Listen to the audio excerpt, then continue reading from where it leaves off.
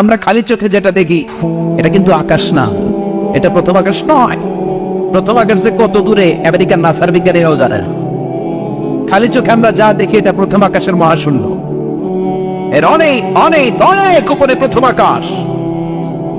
এরপরে দ্বিতীয় আকাশের মহাশূন্যের স্তর শুরু, এরপরে দ্বিতীয় আকাশ, তারপরে তৃতীয় আকাশের মহাশূন্যের স্তর শুরু, তারপরে তৃতীয় আকাশ। একটার চেয়ে আরেকটা বড়। প্রথম আকাশের চেয়ে দ্বিতীয় আকাশ কত বড় বলি, আপনার হাতের আংটিটা যদি সাহারা মরুভূমিতে আপনি ছুঁড়ে ফেলে দেন, পুরো মরুভূমির তুলনায় আংটি যত ছোট, আল্লাহর দ্বিতীয় আসমানের তুলনায় আল্লাহর প্রথম আসমানটা ঠিক তত ছোট। একটার চেয়ে একটা বড়, একটার চেয়ে একটা বড়। সূর্য দেখে আমরা অবাক হয়ে যাই, 9,30,00,000 মাইল দূরে।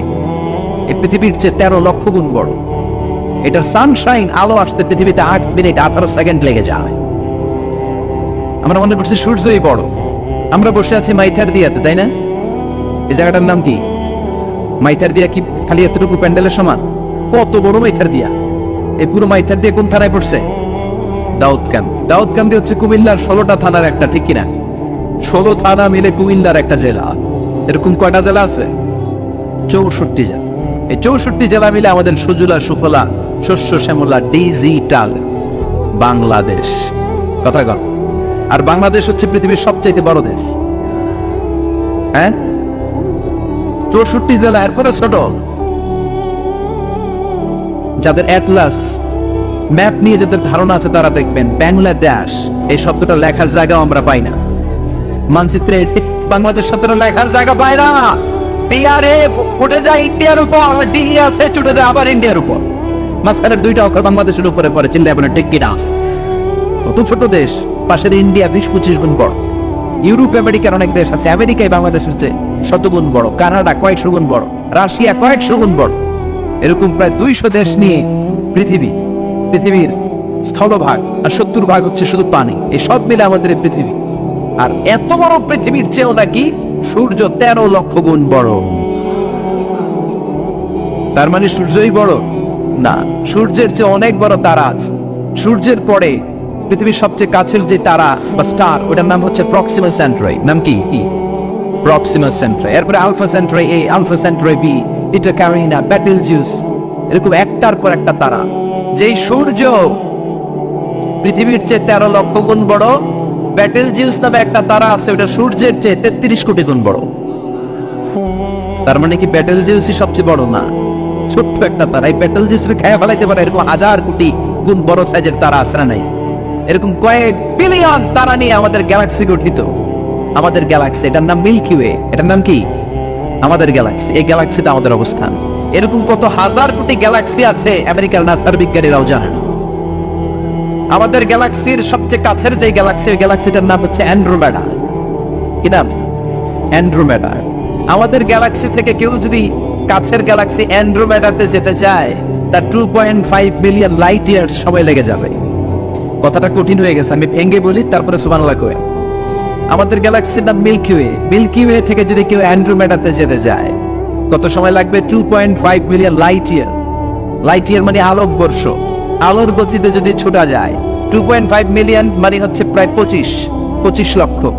তাহলে পৃথিবীতে সবচেয়ে দ্রুতগামী যে বিষয়টা আবিষ্কৃত হয়েছে সেটা হচ্ছে আলো। এই যে লাইট মারলে যে ছুটে, এই লাইট প্রতি সেকেন্ডে 1,86,000 মাইল বেগে ছুটতে পারে। 1 মিনিটে না, 1 ঘন্টা না, 1 মিনিটে না, 1 সেকেন্ডে আলো চলে যায় কয় মাইল?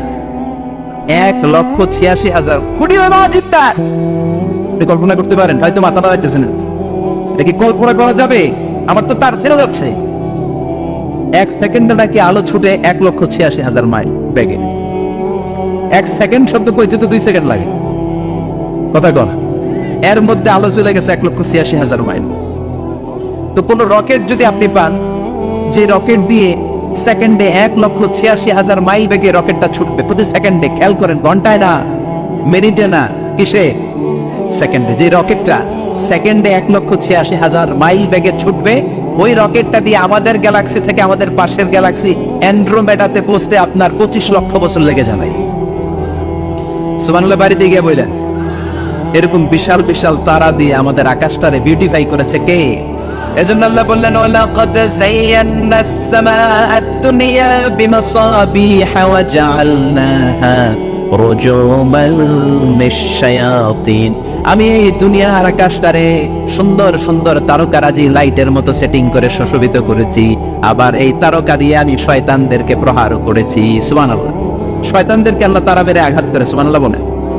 এরপরে এই সূরার প্রথম রুকুর শেষে আল্লাহ বললেন وَأَسِرُّوا قَوْلَكُمْ أَوْ اجْهَرُوا بِهِ إِنَّهُ عَلِيمٌ بِذَاتِ الصُّدُورِ أَلَا يَعْلَمُ مَنْ خَلَقَ وَهُوَ اللَّطِيفُ الْخَبِيرُ। আল্লাহ বললেন وَأَسِرُّوا قَوْلَكُمْ, তোমরা যদি গোপনে কথা বলো, أَوْ اجْهَرُوا بِهِ, কিংবা স্পষ্ট করে বলো, সব শুনে কে? আপনি যেমনি বলেন শুনবে কে?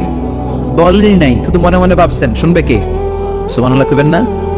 সাত আকাশের উপরে, আরশের উপরে তার অবস্থান, সাত জমিনের নিচে কোন গোপনতম প্রকোষ্ঠে, কোন ছোট্ট বাক্সের ভেতরে যদি কোনো পিঁপড়া, পিপিলিকা নীরবে হেঁটে যায়, আল্লাহ বলে আমি ওই পিঁপড়ার হেঁটে চলার পায়ের আওয়াজটাও শুনতে পাই। এজন্য কেউ যেটা শুনে না, শুনে কে?